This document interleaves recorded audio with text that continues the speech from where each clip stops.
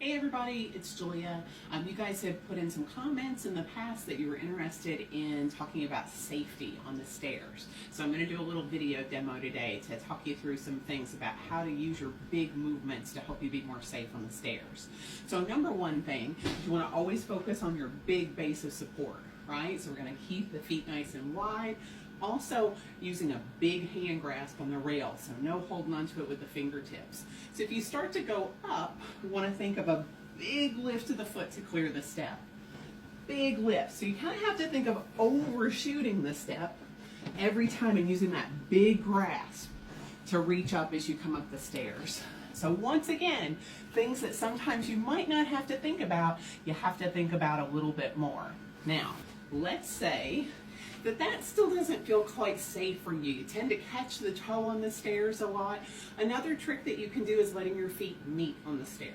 So once again, starting with that wide base of support, always your big hand grasp, big step, big lift to step, letting your feet meet. Also trying to make sure that your whole foot goes as far on the step as possible.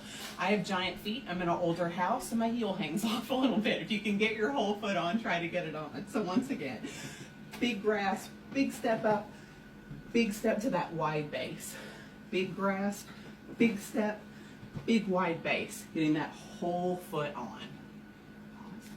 All right, so also guys, when we're talking about descending the stairs, we want to talk a little bit about safety as well. So once again, always having that wide base of support, big grasp with the hand, big lift to clear the step. You can let the feet meet once again if you want to for a little bit of safety. Once again, trying to get that whole foot on the stairs.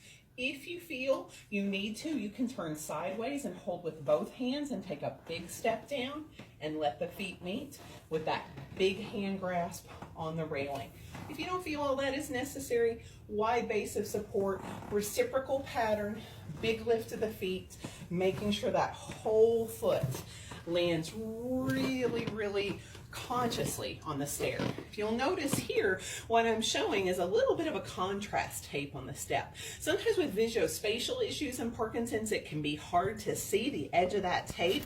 What would be ideal color-wise here is something more like a bright yellow or a lime green, or if you have a light color flooring, even black, but something that allows your eye to see that that is where that step stops and the next step is going down.